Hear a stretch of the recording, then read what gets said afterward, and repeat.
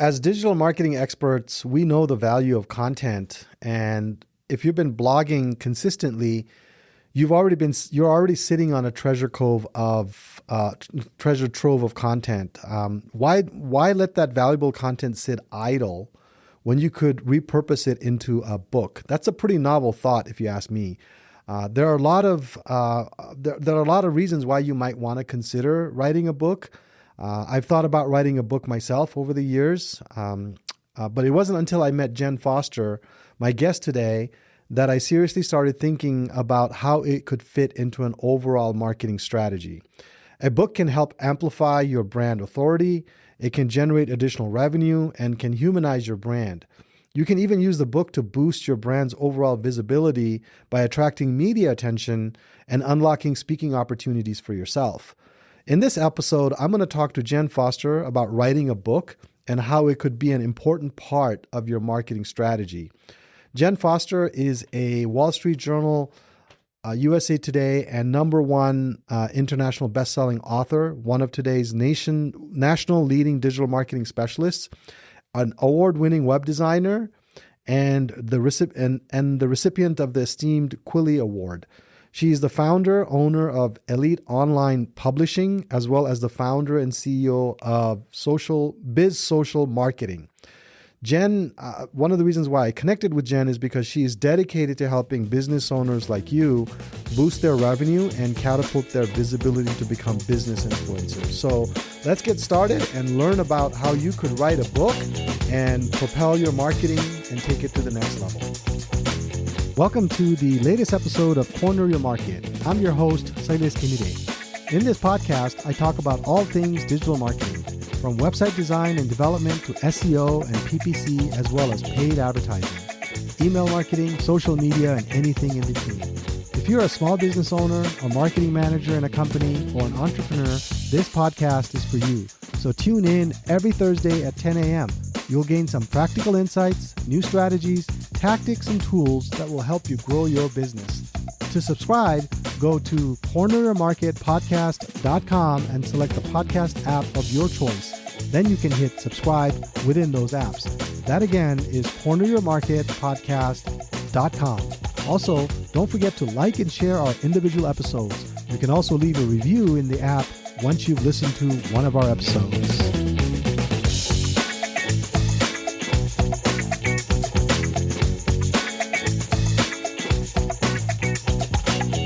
Welcome, Jen. I'm glad you're able to make some time for this. I know you're very busy, and as we've connected over the last few months, I've just been really curious about your background and also your book publishing and things like that, and how you help people publish a book and help them with their marketing. So you want to maybe get started with just maybe your background a little bit and maybe something I might have missed?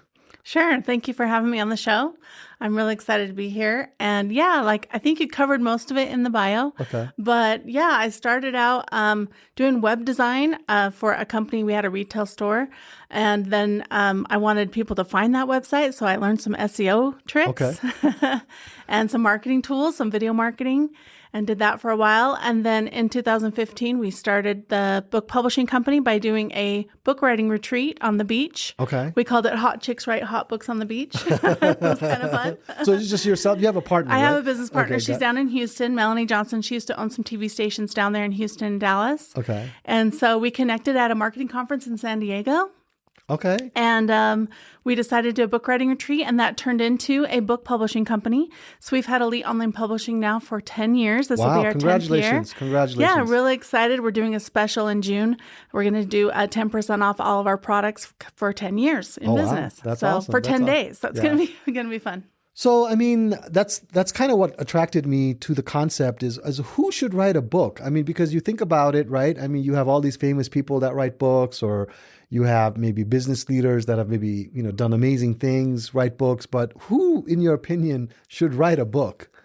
Yeah, I mean, I believe anyone who wants to be noticed, who wants to be recognized, should write a book. Okay. When you look at all of the celebrities, for instance, or even, there's a woman that I follow, Jamie Jamie Lee Kerma. I can't ever say her name right.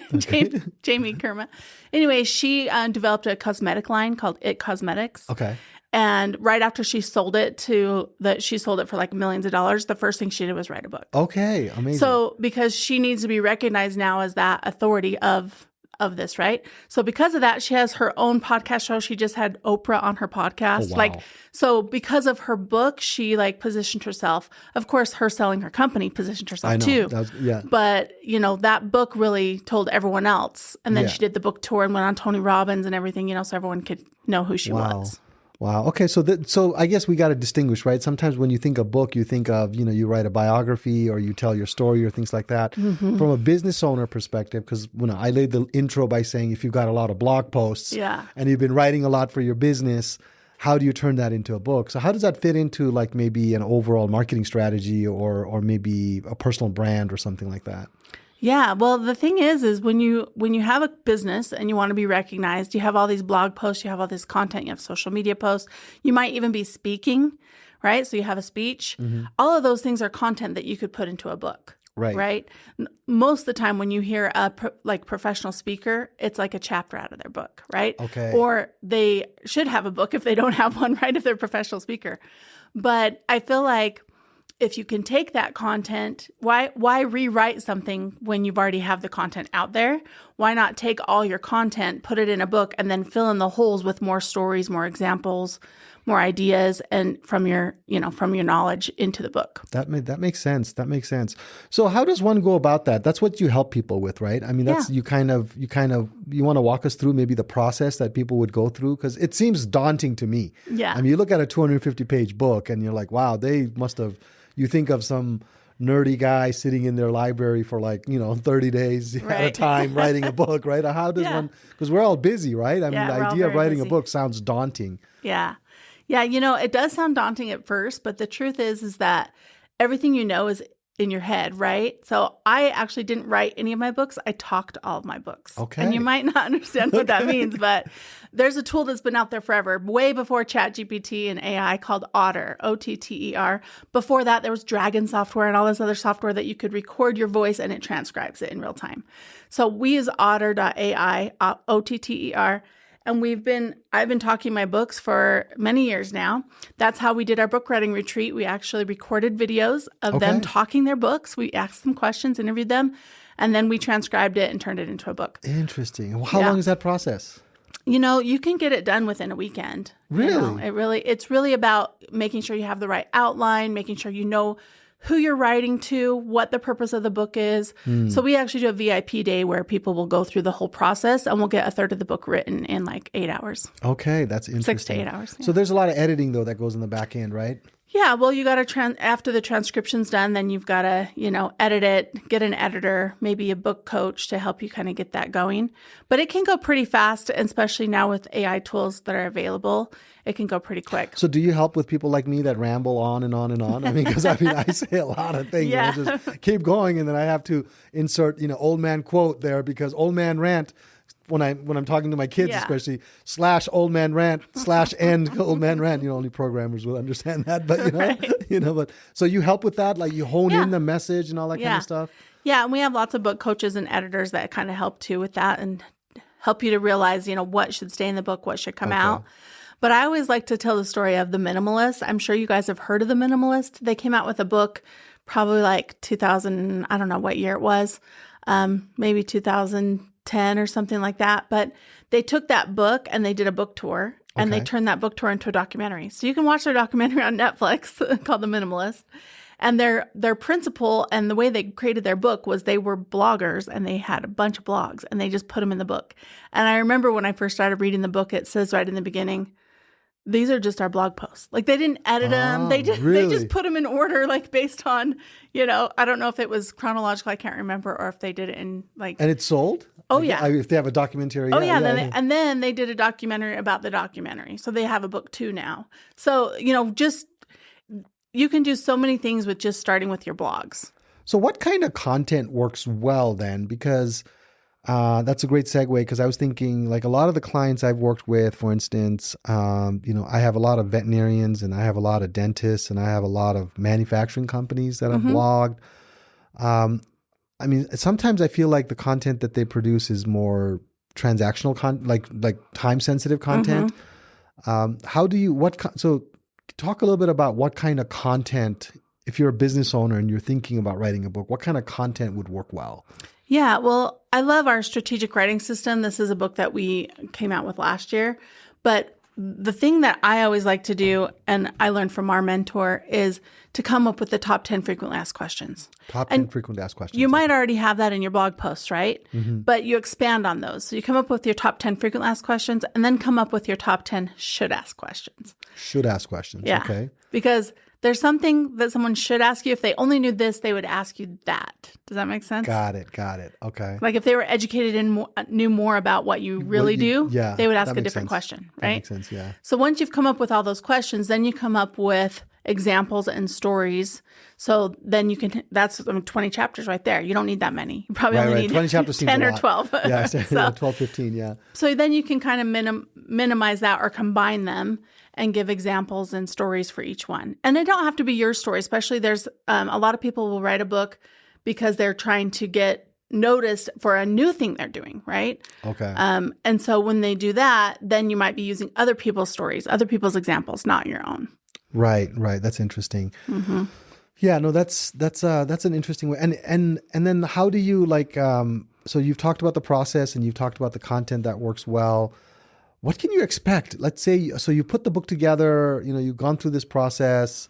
And I talked a little bit in the intro about brand authority, generating additional revenue and things like that. How do you guys help with that? Or then there's a whole process of publishing a book. So I know that's a lot of questions. Yeah. So maybe you can pick one or two and then let's kind of work through it. Well, let's start with like the ROI of a book. So if it's a nonfiction book, you really do need to have a purpose behind the book. If you're using it as a business tool to get leads, you really want to have that call to action in the beginning and the end, or maybe even after every chapter, right? I'm sure you've read those books where it's like, check out my video at the end of every chapter that explains more, gives more detail. But the truth is that you want to have that bigger ticket item, because selling a $10 book or a $20 book, you got to sell a lot of books to make a lot of money, right? You got to sell a lot. So, I think it was, what was it? Jack Canfield, he says, when he sold his Chicken Soup for the Soul, he says, I had to think of how am I going to sell 1 million books? Then he thought, because he only made $1 a book. Really? That's wow. When you hear his story, he says, I saw the National Enquirer and I thought, oh, they have 1 million readers. I'll get it in there. And then he could make $1 million on his book. But he only made $1. Now, we help people self-publish, so you make more than $1, but you're not going to make $1 million unless you get 1 million readers, right? So, right. So in order to get more ROI, you really got to have that call to action and a bigger ticket item to sell, or you're speaking, or you have something else, a course or something like that. We had a woman who had a digital training course on how to teach moms how to leave their jobs and stay home and work from home like freelance. And she had a digital course, but she used her book to get people to the digital course. Interesting. And within the first week, she would do like the onboarding coaching calls with all the new people. And she'd say, where did you find our course? And it was from her book the first week. But it's also like what comes first, the chicken or the egg, in a way, right? Because you got to get the book out now, right? Yes. So you got to get that book out. I mean, you might not need 1 million, even if you need to get it to, let's say, 10,000 or 5,000, 4,000. That's kind of challenging. Yeah. So that's the first thing we do. Like we say we're a publishing company, but we're really a marketing agency as well, because we want to help you get your list together. We want to help you know how to market the book when it comes out, right?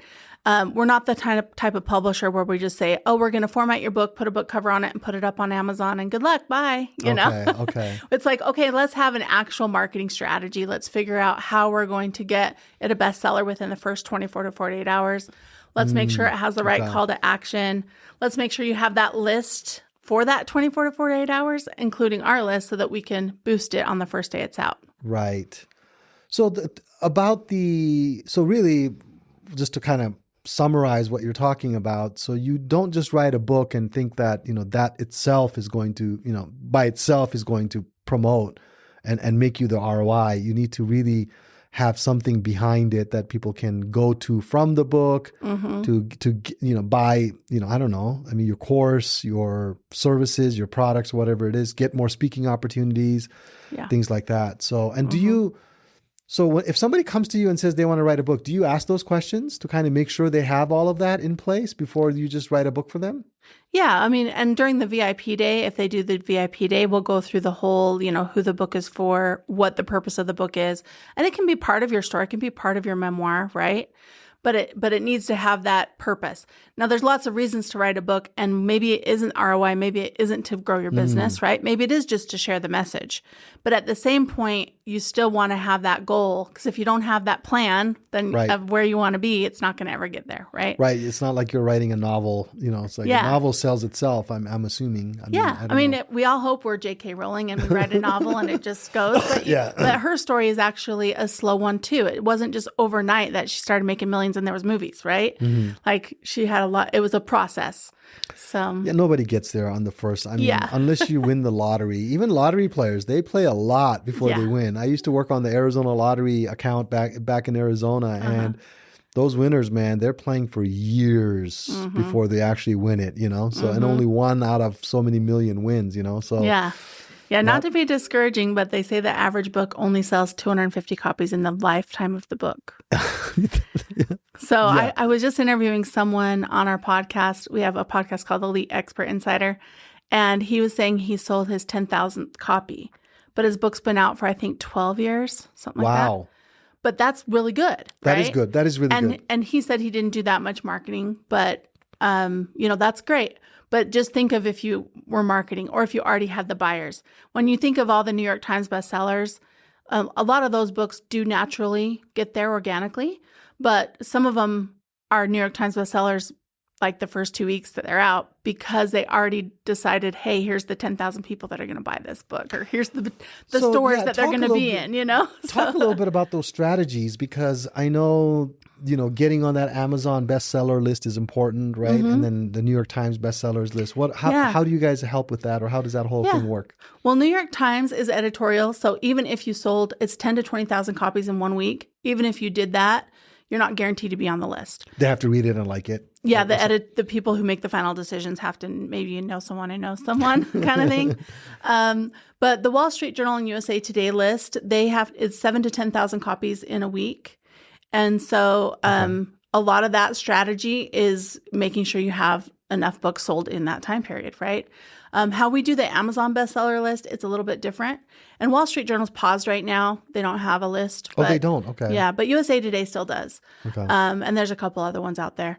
But Amazon's different because Amazon wants to show you in real time what's the best-selling thing. Like if you go searching for cameras, it's going to tell you what camera is selling the best right now, right? They say they update it every hour. But it's probably more like 3 hours to 12 hours. Oh, is it really? Okay. And then depending on the time of year, if it's Black Friday or any of those type of sales, it's going to be 2 days or something before it shows. Like the ranking on books, it takes a while sometimes. Okay. That's not just for bank. Is that for everything? It's for everything. For everything. Okay. Yeah. So people who sell, Amazon products, or they're selling salt and pepper shakers or something. Yeah. There's the ranking on that salt and pepper shaker. It'll say it's a bestseller because it's selling the most at that time or on that day or in that week. Okay. Yeah.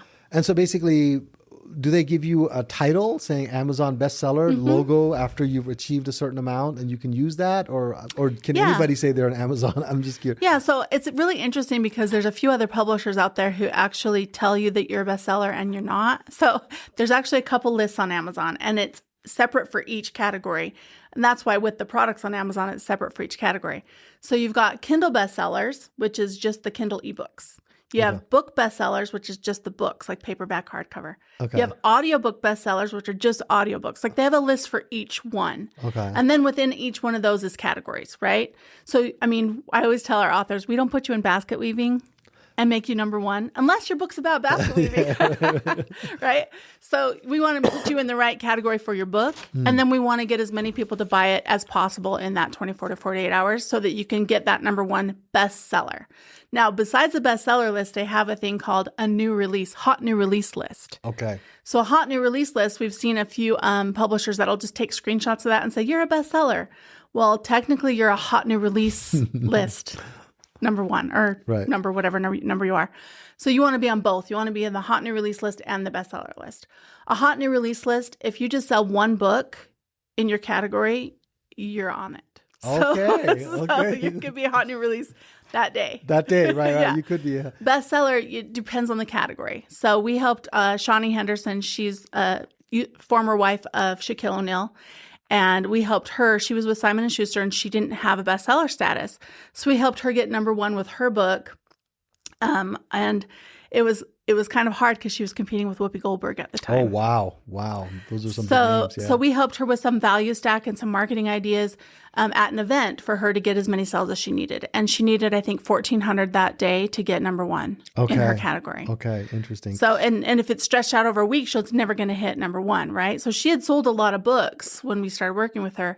It just wasn't in a small amount of time. So basically, if you were writing a book and you want to get that Amazon bestseller thing, you need to have already contacted people that are going to buy your book, and they have to go in on the same day, at least within a certain period of time, to buy the book. And then Amazon gives them that status, right? Yeah. So, okay. Yeah. What we like to do is help people come up with their book launch team. And we have a whole mini course about it. And then we do it when we work with our authors one-on-one. And we help you with the book launch team. And we're really sending an email out like probably a month before, week before, day of, right? And you can send more than that. It's just, you're sending emails, you're sending texts, you're really marketing and pushing it. You're just saying buy the book, or is it coming out? Yeah, well, when you first start getting your launch team, you really want those dedicated people, right? Okay. It's kind of like when we call it the wedding list. Oh, okay. So, got it. Like when you have a wedding and you have the list of people who you want to come to the wedding, and then you have the people who just want to come to the reception or maybe just know about the wedding. Yeah. But those people who come to the wedding, they're going to show up for you. They're going to be there for you, right? Because we want them to buy the book, read the book, and leave a review. Right. That's the other thing. Because if you just buy it and they never open it, like what's the purpose, right?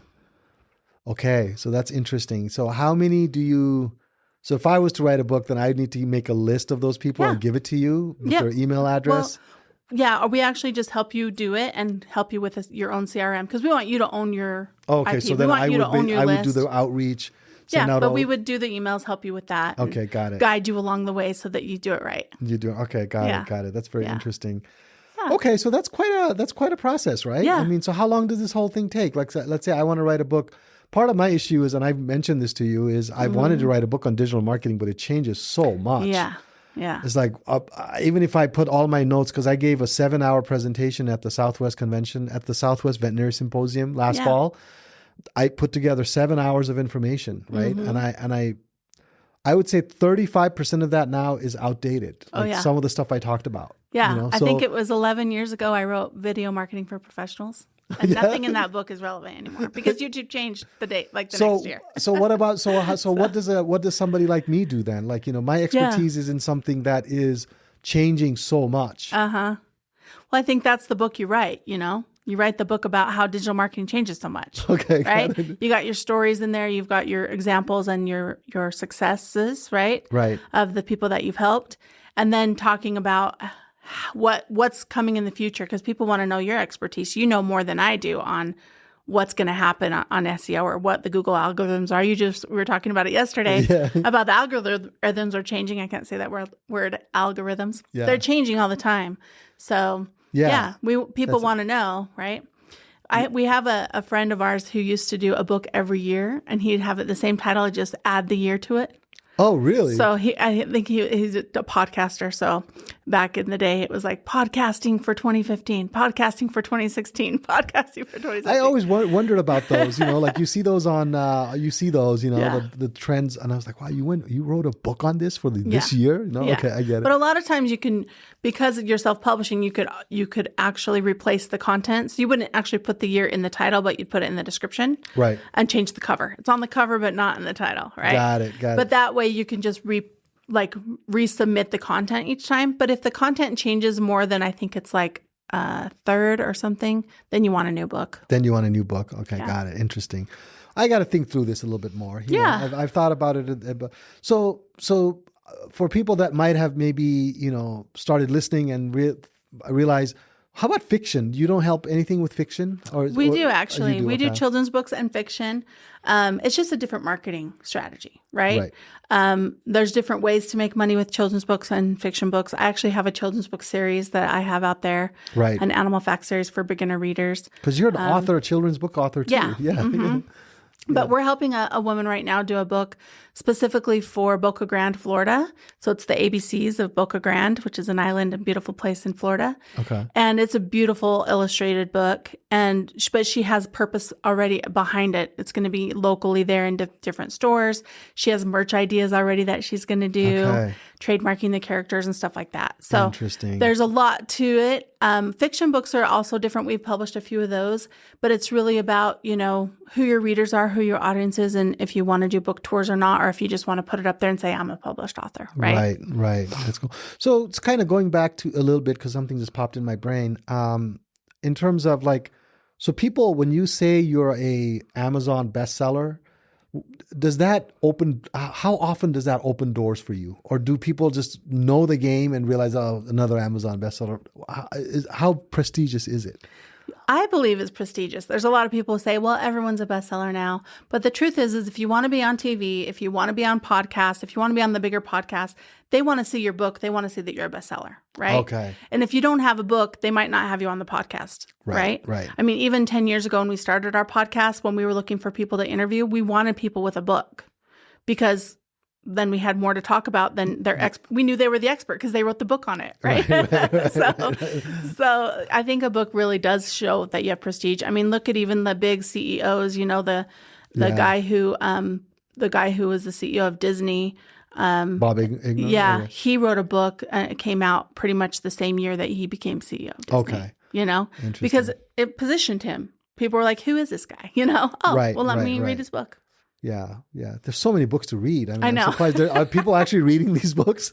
That's why audiobooks are great for people like us who are really busy. So we can be on the treadmill or in our car listening. Yeah, listening to it. Yeah. So how do they get a hold of you, Jen? I mean... Yeah, they can find us at eliteonlinepublishing.com. You can fill out an author submission form if you want to be an author, and we can help you get your book published and to bestseller. Of course, you can contact us if you want to be on our podcast. You can check us out at Elite Expert Insider. It's everywhere podcasts are. We also have Elite Publishing Podcast. If we started a few years ago, that talks specifically about publishing. Okay. All right. Well, you're an online marketer, so punching in your name, you're going to find you'll find Jen Foster everywhere. You know what I mean? LinkedIn, and that's the whole purpose, right? You want to be recognized. So if I have to compete. There's Jen Foster's pretty common name. Is it really? Okay. Yeah.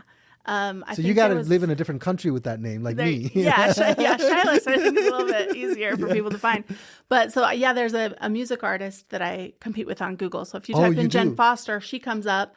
But if you do Jen Foster author or Jen Foster SEO, I come up. That's good. That's what you're known for. So that's awesome. That's what I'm known for. Yeah. But that's why I ranked myself for, right? Right. But the cool thing is when you do have a book, Google will give you a little author profile on the side because it'll show your Amazon page and stuff like that.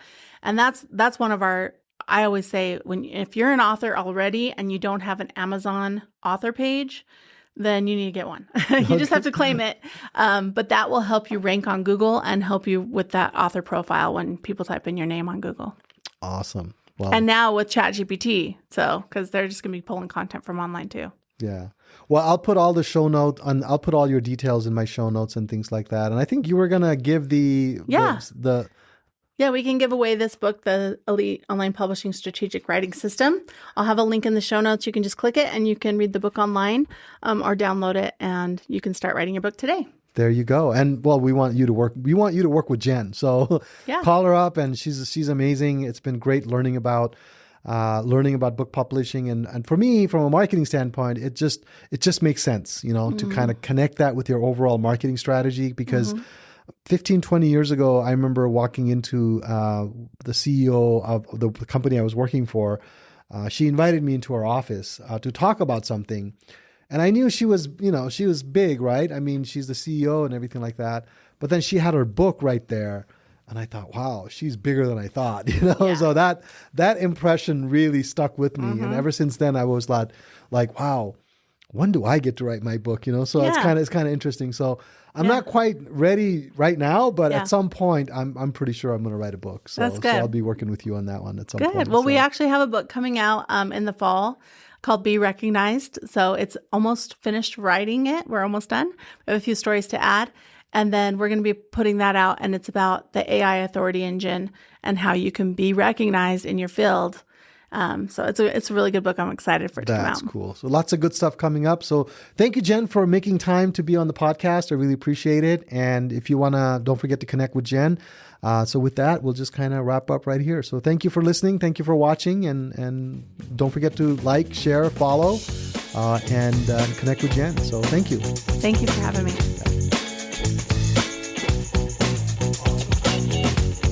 If you're a small business owner, a marketer in a company, or an entrepreneur, this podcast is for you. You'll become better educated and informed when it comes to digital marketing. And if you implement the strategies, tactics, and tools I discuss in this podcast, your business will grow and prosper. To subscribe, go to corneryourmarketpodcast.com. That again is corneryourmarketpodcast.com. You can also search for Corner Your Market in Apple Podcasts, Spotify, Google Podcast, or wherever you get your podcast, and you can subscribe through those apps. Also, don't forget to like and share our individual episodes. You can also leave a review. Finally, I would love to hear from you, so if you have any questions, feedback, or general comments about the topics I discussed, feel free to send me an email. I will be sure to share and discuss your feedback on the air if it will benefit our listening audience. You can write to me at connect@corneryourmarketpodcast.com. Just put listener comment in the subject line. That email again is connect@corneryourmarketpodcast.com. Thanks for listening. I look forward to being back next week. Until then, be good and do good.